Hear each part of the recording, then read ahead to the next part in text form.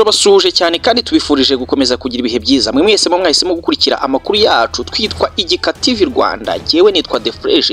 Tuba twagarutse ndetse kandi tunabashimira kubwo mudahwema kudushyigikira mukurikira amakuru yacu. Namwe mwakanze subscribe, turabashimiye cyane, ndetse n'abatari bayikanda mwibuke ko iyo ukanze subscribe udushyigikiye ndetse ugatuma amakuru akomeza kugenda akugeraho mu gihe. Reka tubwire ko mu murenge wa Nyamirambo umugabo yitabye Imana azira ibiryo bikekwa ko byari byarozwe cyangwa se byahumanyijwe. Ibi byabaye mu gitondo cyo kuwa kane tariki ya 13 Werurwe 2025 ubwo mu mudugudu wa Akanyiraza n'inka akagari ka Mumena ho murenge wa Nyamirambo mu karere ka Nyarugenge humvikanye inkuru y'urupfu rw'amayobera rw'umugabo witwa Habineza Theogene witabye Imana nyuma yo kurya ibiryo bikekwa ko byari byahumanyijwe. N'urupfu rwaje nyuma yuko uyu nyakwigendera asangiye n'abandi bantu batatu abo mu muryango we, mu gihe uwo muryango muri rusange warugizwe n'abantu 8. Abo bantu batatu basangiye nabo bahise bajyanwa kwa muganga barembye cyane nyuma yuko nyine bari bamaze kurya ibyo biryo, ndetse abandi 4 batigeze barya kuri ibyo biryo nijoro abo nta kibazo na kimwe bigeze bagira. Ayo mafunguro yatetswe ku mugoroba wa tariki ya 12 Werurwe umwaka wa 2025. Bamwe mu baturanyi b'uyu muryango bivuga ko warozwe hifashishijwe ibiryo bariye batangaje ibinyamakuru bya BTN ko mu rukerera aribwo abana baje gutabaza bavuga ko papa wabo ashobora kuba atagihumeka uwabazima, maze nabo bihutira kureba uko amerewe. Noneho mukahagera batungurwa no gusanga ibya abo bana bavugaga ari byo. Nyamara ku mugoroba bivugwa ko uyu mugabo witabye Imana yari yagaragaye arimo arasangira agacupa n'abandi bagabo bagenzi be, nta kibazo na kimwe yari afite. Bagize bati twagiye kumenya ko Habineza yapfuye nyuma y'uko umukobwa we aje yirukankira iwanjye akomanga baze niba umutware wa hano ahari ngo ajye kubafasha gushyira se ubabyara kuri moto maze bamujyane kwa muganga. Bamubwiye ko umutware yagiye ku kazi ariko nabo bashobora kuba bamufasha. Mu magambo yabo bagize bati twaramubwiye ati ntawuhari ariko natwe twabikora. Noneho tugezeyo tutungurwa no gusanga ahantu hose umubiri we hakonje habaye ubutita.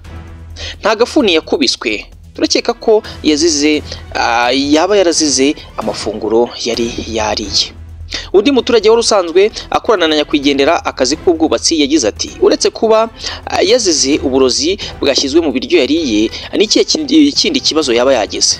Ku mugoroba twasangiraga agacupa ari nta kibazo yari afite.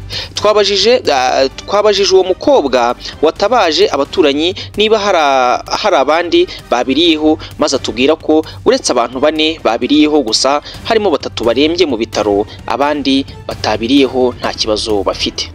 Uwingeneye Françoise umwana mukuru wa nyakwigendera nawe yahamije ko ibiryo bariyeho byarozwe n'umuntu wari witwikiriye ikizima kubera ko umuriro muri iryo joro wari wamaze kubura.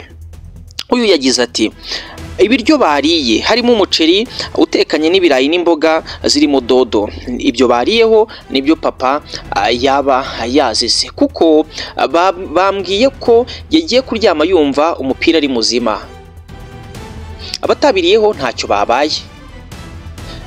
Ababihumanyije rero babikoze bitwikiriye ikizima cyatewe n'ibura ry'umuriro w'amashanyarazi.